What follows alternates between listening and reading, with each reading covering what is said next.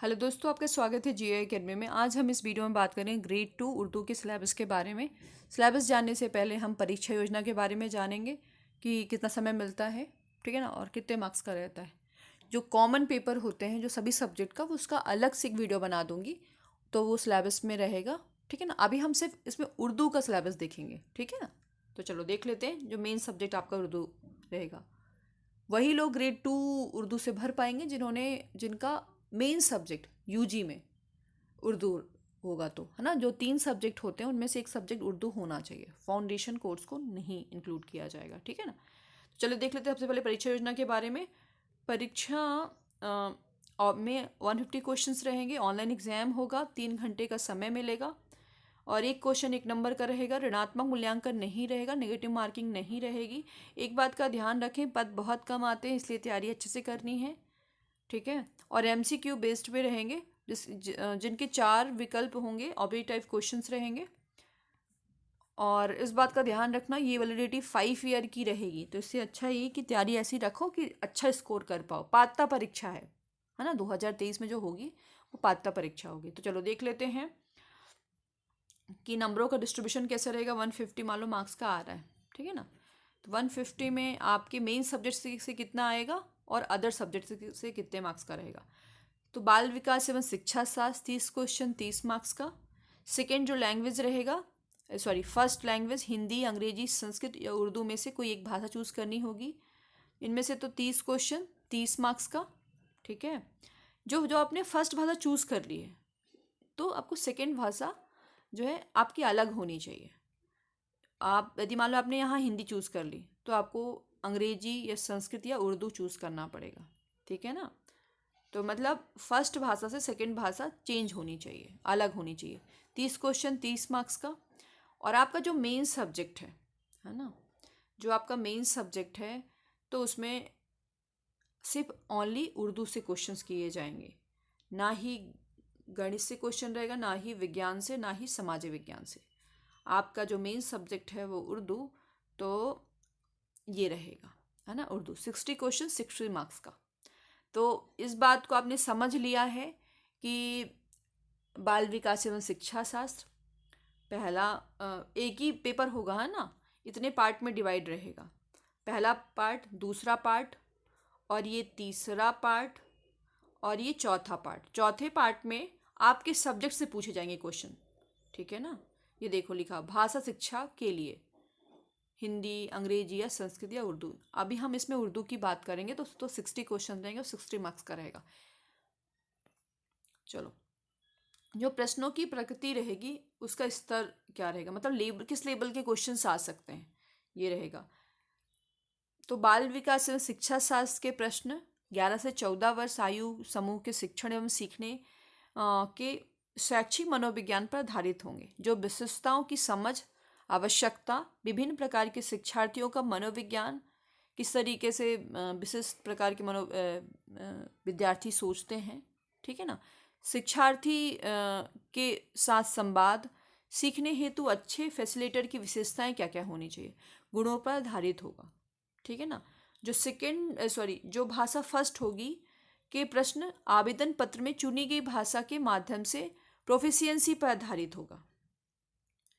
मतलब जो आपने फर्स्ट लैंग्वेज चूज करी, जो 30 क्वेश्चन का रहेगा, है ना, जिसमें 30 क्वेश्चन रहेंगे, 30 मार्क्स का रहेगा, वो प्रोफिशिएंसी पर आधारित रहेगा। अब इसके बाद जो आप मान लो आपने सेकेंड लैंग्वेज चूज कर ली, सेकेंड लैंग्वेज में आपने जो भी आपका मन हुआ वो चूज करा, तो इसमें आवेदक आवेदन पत्र में हिंदी, अंग्रेजी, संस्कृत और उर्दू में से कोई भी भाषा चुन सकेंगे, ठीक है। सेकेंड, जैसा कि मैंने बताया, फर्स्ट भाषा से अलग होना चाहिए। आवेदन पत्र में चुनी गई भाषा के प्रश्न ही हल कर सकेंगे। जो भी आपने लिया है ना, फॉर्म भरते वक्त जो भी आपने भरा है वही आप सॉल्व करेंगे। सेकेंड भाषा में क्या होता है, पार्ट बाई पार्ट डिवाइड रहता है, ठीक है ना। मतलब सेकेंड पार्ट में, मतलब फर्स्ट सेकेंड थर्ड पार्ट में रहेगा आपका सेकेंड लैंग्वेज। सेकेंड लैंग्वेज में जो भी आपने भाषा चूज करी, मान लो संस्कृत चूज करी है, उर्दू चूज करी है, अंग्रेजी चूज करिए, तो उसी को सॉल्व करना पड़ेगा, ठीक है ना। इस बात का ध्यान रखना। अब हम बात कर लेते हैं, कोई भी भाषा चुन सकेंगे। आवेदन पत्र में चुनी गई भाषा के प्रश्न पत्र ही हल कर सकेंगे। लोगों को बहुत कन्फ्यूजन रहता है, तो वो दूर हो चुका है, ठीक है ना। अब इसके बाद हम बात करेंगे आपका जो फोर्थ पार्ट है, जिसमें आपका मेन सब्जेक्ट रहेगा। आपका मेन सब्जेक्ट क्या है? उर्दू। मुख्य भाषा, विषय के प्रश्न, विषय की अवधारणा, समस्या समाधान और पेडागोजी की समझ पर आधारित रहेंगे।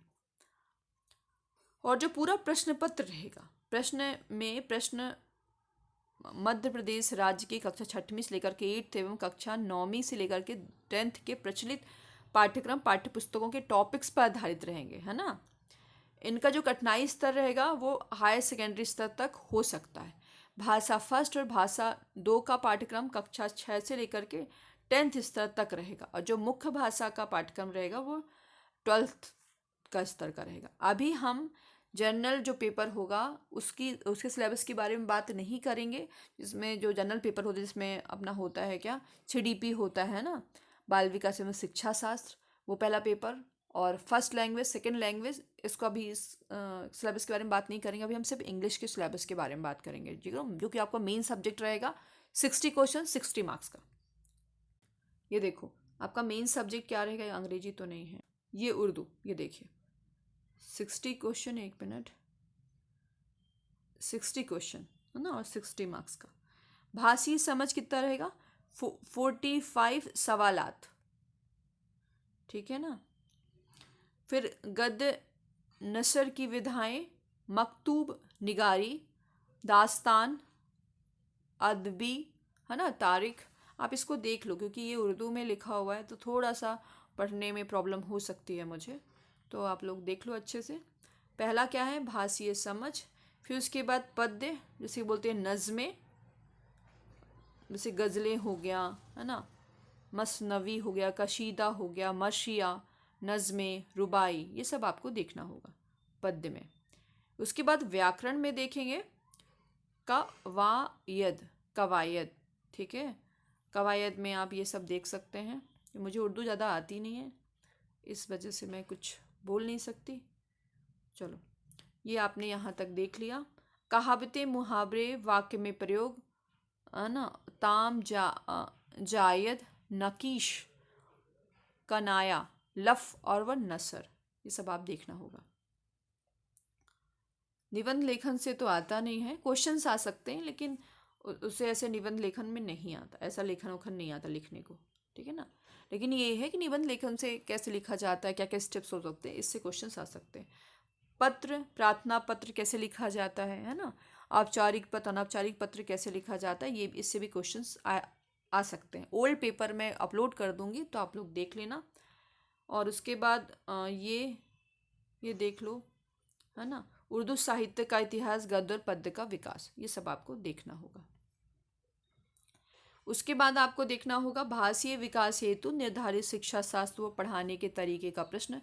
15 सवालात होंगे, इसमें उर्दू शिक्षण की आवश्यकता व उद्देश्य, अच्छे उर्दू शिक्षक की विशेषताएं, भाषा शिक्षण के सिद्धांत क्या क्या हैं, ठीक है। उसके बाद ये उर्दू थोड़ा सा तकलीफ़ होती है मुझे पढ़ने, मतलब मुझे तकलीफ़ नहीं होती, मतलब टंग स्लिप हो जाता है ना, कुछ ऊपर नीचे हो गया तो फिर आप लोग बोलोगे अरे ऐसे पढ़ दिया। और उर्दू सीखना, समझना, सुनना, बोलना, पढ़ना, लिखना, चारों महारतें, है ना, उर्दू भाषा की चारों महारतों का मूल्यांकन, ठीक है। इसके बाद भाषा शिक्षण में सुनने और बोलने की अहमियत, बच्चों के जरिए उर्दू भाषा का प्रयोग, ज ज जवानी, तहरीरी लेखन में कवायद का इस्तेमाल, ये सब आपको देखना होगा। उसके बाद क्लासरूम में मुख्तलिफ, है ना, तालीमी इस्तेदाद वाले बच्चों को ज़बान सिखाने में आने वाली, है ना, मुश्किलें दूर करके गलतियों की चुनौतियों की तरह लेकर पढ़ना और सिखाना। शॉर्ट नोट्स तैयार कर लेना, ठीक है ना। क्लास में किताब, ये सब आप देख लो। फिर उसके बाद ये भी देख लो, ये भी देख लो, ये सब देख लो। कहाँ से देख लिया? 1 मिनट, देखो ये मेन सब्जेक्ट रहा है आपका, ठीक है ना। 60 क्वेश्चन, ये इससे 45 क्वेश्चंस होंगे, इससे इससे और इससे, ठीक है। और जो 15 सवाल होंगे वो पैडागोजी से होंगे, ठीक है ना। आपका जो कॉमन पेपर है उसका सिलेबस का वीडियो बना दूंगी। Thank you. और इतना रहा, ठीक है।